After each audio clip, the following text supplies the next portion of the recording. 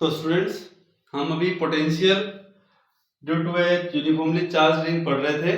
Due to technical problem video जो है बीच में रुक गया था, तो अभी मैं उसको फिर आगे से प्रोसीड कर रहा हूँ उसके स्पेशल केस के तौर पर। कि स्पेशल केस में पहला पॉइंट तो हम लोगों ने डिस्कस कर लिया कि x अगर इंफिनिटी होगा, मतलब ये कि अगर p पॉइंट जो है ये बहुत अगर दूर ले लिया जाए, तो उस केस में इंफिनिटी हो जाने पर x की वैल्यू जब हम इस रिजल्ट में इंफिनिटी पुट करेंगे तो infinity plus r square infinity हो जाएगा and something by infinity will be zero. तो इसका मतलब ये होगा बच्चों कि पोटेंशियल जो है p पॉइंट अगर ये इंफिनिटी पर होता तो जीरो हो जाएगा।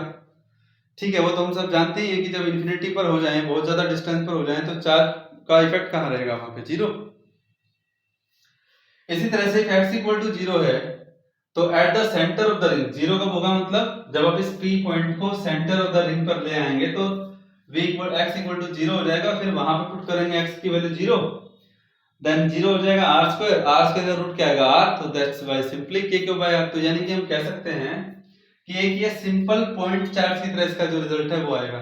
एक बात यहाँ पे नोट करने की ये है, आप ध्यान रखिएगा कि इलेक्ट्रिक फील्ड जब आपने एक यूनिफॉर्म चार्ज रिंग की वजह से निकाला था तो वहां पे उसके सेंटर पे इलेक्ट्रिक फील्ड जीरो था, पर पोटेंशियल जीरो नहीं होगा। ध्यान से देख लीजिए, पोटेंशियल की वैल्यू कितनी होगी? That will be equal to k q by r। That will be equal to k q by r। ठीक है बच्चों, तो ये क्या है? ये दो स्पेशल केस हैं यूनिफॉर्मली चार्ज रिंग के। और अगर हम इसको एक ग्राफ की फॉर्मेशन दें तो इसका ग्राफ कैसा बनेगा?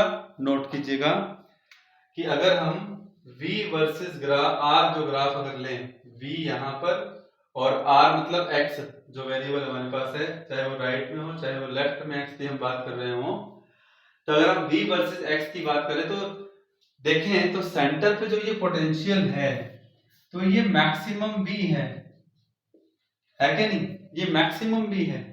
तो इसका मतलब ये हुआ बच्चों कि सेंटर पे जो पोटेंशियल रिंग का होगा वो सबसे ज्यादा होगा, और जैसे ही राइट एक्स यानी कि इस तरफ जाएंगे रिंग से दूर, या लेफ्ट साइड में जब रिंग से दूर जाएंगे तो उस केस में जो पोटेंशियल होगा that will be continuously decreases, that will be continuously decreases.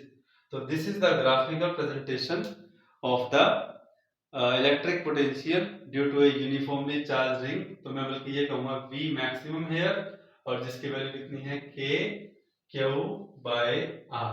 ठीक है, और एक कहा ये ओरिजिन किसको रिप्रेजेंट कर रहा है? At the centre of the ring को रिप्रेजेंट कर रहा है।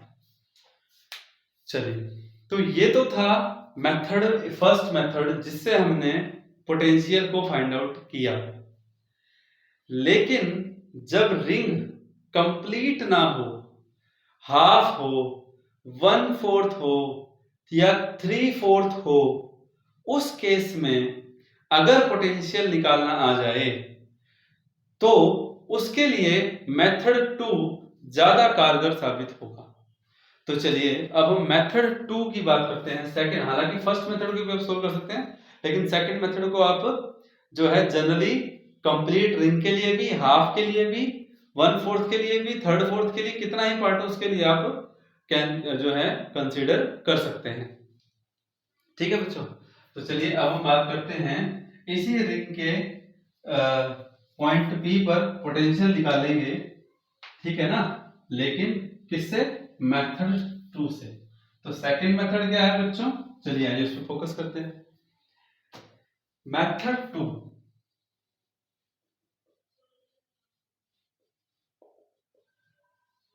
बहुत सिंपल है, मेथड 2 भी मुश्किल नहीं है कुछ भी। जस्ट आपको एक चीज का ध्यान रखना है, आप इस रेडियस r को यहां शो कर दीजिए, रेडियस r, कोई दिक्कत नहीं है। जो ये a से b सेगमेंट है ना, इसको दोनों एंड को सेंटर से मिलाइए। सॉरी, तो रेडियस r तो है ही, लेकिन सेंटर के साथ दोनों के एंड को ज्वाइन करने पर एक एंगल बन रहा है जिसको हमने d फाई नाम दे दिया। अब आप देखिएगा कि जो ये AB है, ये AB, ये एंगल फाई, d फाई, ये r, तो ये काम कर रहा है आर्क का ये काम कर रहा है एंगल का, ये काम कर रहा है रेडियस का, and you know very well कि angle theta equal to arc upon में रेडियस, आर्क अपॉन में रेडियस। तो यानी कि जो AB जिसके लेंथ को हमने DL नाम दिया हुआ था, तो that is DL is equal to r d phi, या आर डी, हाँ डी फाई नाम रखा ना, आर डी थीटा नाम दे, फायदे तो कोई दिक्कत वाली बात नहीं है, आर डी फाई। ठीक है, तो ऐसे में अगर हम लीनियर चार्ज डेंसिटी की बात करें by using lambda is equal to d q by d l, तब हमारे पास डी क्यू की जो वैल्यू लैम्डा डी एल है, उस dl को देखिएगा आप, लास्ट में जो मेथड था वहां तक तो सेम था ये, बस अब हम dl को क्या लिख रहे हैं, आर डी फाई लिख रहे हैं। क्या लिख रहे हैं, are d phi.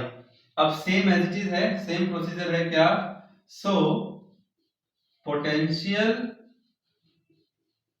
Eight point P, total लिख दूं क्या, V इक्वल टू, अगर स्मॉल पार्ट की वजह से कंसीडर करें तो क्या होता था, K D Q डिवाइड में, ये डिस्टेंस आपके सामने है, कितना है, under root r square plus x square का इंटीग्रेशन। क्या आएगा बच्चों, इंटीग्रेशन आएगा। भाई स्मॉल के लिए तो यही था, इंटीग्रेशन कर दिया तो हाथों हाथ एक स्टेप स्किप कर दिया ना, शॉर्ट कर दिया उसको, तो टोटल पोटेंशियल V आ गया। ठीक है, at point V, at point P। अब देखो डी क्यू की वैल्यू रखो यहाँ पे, इसको आप 1 पुट करें और लिखें बाय 1, क्या आएगा यहाँ पे, by 1, V equal to K lambda r d phi divide by under root r square plus x square, और इंटीग्रेशन सिर्फ किस पे लागू होगा, डी फाई पे लागू होगा। बच्चों इस रिजल्ट को याद रखना, इस रिजल्ट को याद रखना यहां तक। अब पूरी रिंग है, कंप्लीट रिंग है, तो ये एलिमेंट यहां यहां यहां यहां यहां पूरी रिंग में कहीं पर भी हो सकता है। तो हमारे पास जो पॉसिबिलिटी है, जब मैं डी फाई का इंटीग्रेट करूंगा तो पूरे का इंटीग्रेशन कितना हो जाएगा, तो यानी कि एंगल की लिमिट कहां से कहां देगी, 0 से लेकर के 2 पाई, कहां से कहां देगी बच्चों, 0 से लेकर के 2 पाई। तो ऐसे में v इक्वल टू आ जाएगा k lambda r d phi का इंटीग्रेशन फाई, फाई बेटा डी फाई का इंटीग्रेशन क्या आएगा, फाई आएगा ना, और अपर लिमिट पुट करोगे तो 2 पाई आ जाएगा। क्या आ जाएगा, अपर लिमिट जब आप पुट करेंगे ना तो दैट विल बी 2 पाई। ठीक है, -0, तो दैट बाय 2 पाई, और डिवाइड में क्या, under root r square plus x square, और अभी हमने लिखा था शुरू में ही फर्स्ट वाले मेथड में कि क्यू कितना था हमारे पास, लैम्डा इनटू में 2 पाई आर, तो लैम्डा 2 पाई आर सब यहाँ पर है, तो ये रहेगा v equal to k q divided by root r square plus x square.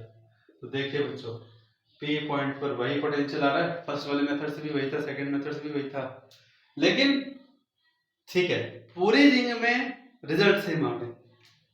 लेकिन अब अगर रिंग हाफ होती, स्पेशल केस के तौर पर समझाऊंगा देखिएगा, और यहाँ पे इस रिजल्ट के मायने हैं, इस रिजल्ट के मायने हैं, ध्यान रखना, इसके स्टार लगा रहा हूं मैं इसको, ध्यान रख लेना इसको। अगर रिंग हाफ होती, 1/4 होती, तो लिमिट चेंज हो जाती है एंगल की। तो नोट डाल के लिख रहा हूं स्पेशल केस के तौर पर, अगर हमारे पास रिंग सिर्फ ये होती, ये ठीक है, ये पॉइंट है हमारे पास ओ, और ऑब्जर्वेशन पॉइंट आपके सामने, ये 3D, ये फ्रंट व्यू है ना सर्कल का, ये फ्रंट व्यू नहीं है सर्कल का, ये रिंग का ये पोर्शन है, तो फ्रंट में देखेगा तो फ्रंट में ऐसे दिखेगा, तो बस मैं सिर्फ जस्ट इसका 1/4 पार्ट आपको बना करके दिखा रहा हूं। मैं यहाँ पे आपको पॉइंट ऑफ ऑब्जर्वेशन नहीं दिखा रहा, पॉइंट ऑफ ऑब्जर्वेशन की डिस्टेंस x ही है 1/4 वाले से भी, लेकिन मैं ये कह रहा हूँ कि एलिमेंट हम यहाँ से लेकर के यहाँ तक ही तो ले सकते हैं, क्योंकि रिंग 1/4 है, तो ऐसे में पोटेंशियल जो आएगा V वो कितना आ जाएगा, K lambda R divide by वही रेडियस है R, इसकी रेडियस आ रही है, एलिमेंट हमने यहां से यहां ले लिया AB, ठीक है, बात समझ में आ गई। ये इसका पार्ट हो गया d फाई, ये सब हो गया, पर ये AB कितना मैक्सिमम कितना ले सकता है वो सवाल वो है बच्चों। तो r square plus x square भी हो गया, लेकिन ये जो d फाई है ना, इसका जब आप इंटीग्रेशन करें तो कहां से कहां लेंगे लिमिट, 0 से π/2 लेंगे। कितनी लेंगे बच्चों, 0 से π/2 लेंगे आप। तो डायरेक्ट भी हो सकता है, 1/4 है तो 1/4 कर दो इसका, डायरेक्ट भी हो जाएगा। लेकिन जब एंगल π/6 π/3 की फॉर्म में हो तो कैसे करेंगे उसको, तो यहाँ पे लिमिट की फॉर्म में हमारे को हेल्प मिलेगी इस क्वेश्चन को सोल्व करने की। ठीक है, समझ में आ गया कि कैसे सेकंड मेथड रिंग के छोटे छोटे पार्ट के लिए हेल्पफुल है। ठीक है, तो इस पे ध्यान रखना। तो यहाँ पे ये आएगा बच्चों k लैम्डा r, तो that will be π/2, k lambda r π/2 root r square plus x square. अब मैं काम करता हूँ 2 से मल्टीप्लाई और पीछे 2 से डिवाइड करता हूँ ताकि 2 पाई लैम्डा r बन जाए, वापस क्यों आ जाए। लेकिन ये कितना आएगा, that will be equal to कितना आएगा बच्चों, ये आएगा यहाँ देखो k q by 4 root r square plus x square. देखो k q by root r square plus x square है, पर यहाँ पे 4 आ रहा है नीचे, तो अल्टीमेटली कंप्लीट रिंग का 1/4 हो गया ना, ये कंप्लीट रिंग का क्या होगा 1/4। तो ये आप डायरेक्ट भी कर सकते हैं क्योंकि आपको पता है कि रिंग 1/4 है, तो 1/4 हो जाएगा, उसमें कोई दो राय नहीं है। हाफ है तो हाफ हो जाएगा, 3/4 है तो 3/4 हो जाएगा, पोटेंशियल में तो कोई दिक्कत है ही नहीं, स्केलर है, डायरेक्ट आपको उतने से करना है। लेकिन अगर 1/4 की बजाय आपको बस इतना ध्यान में रखना है कि मान लो वो कह रहा है कि लिमिट 60 डिग्री तक ले जा सकते हैं, तो 60 डिग्री कंप्लीट के हिसाब से कितना बना 1/6 बनाना। तो आप पूरे रिंग का तो रिजल्ट जानते ही हो, तो आप 6 से डिवाइड कर दो तो 1/6 का आ जाएगा। तो पोटेंशियल निकालना आसान है, लेकिन फिर भी सेकंड मेथड आपको पता होना चाहिए था कि उसमें एंगल का रोल कैसे है। ठीक है बच्चों, तो आई होप कि आपको potential due to a charge ring जो है यूनिफॉर्म चार्जिंग समझ में आया होगा। और हम अपने नेक्स्ट जो टॉपिक में नेक्स्ट लेक्चर में हम लोग potential due to electric dipole, उसकी पोटेंशियल एनर्जी और कुछ एक दो तीन एक चार्ज डिस्क है उसके बारे में भी हम पोटेंशियल फाइंड आउट करेंगे। Wish you all the best, thank you and have a good day.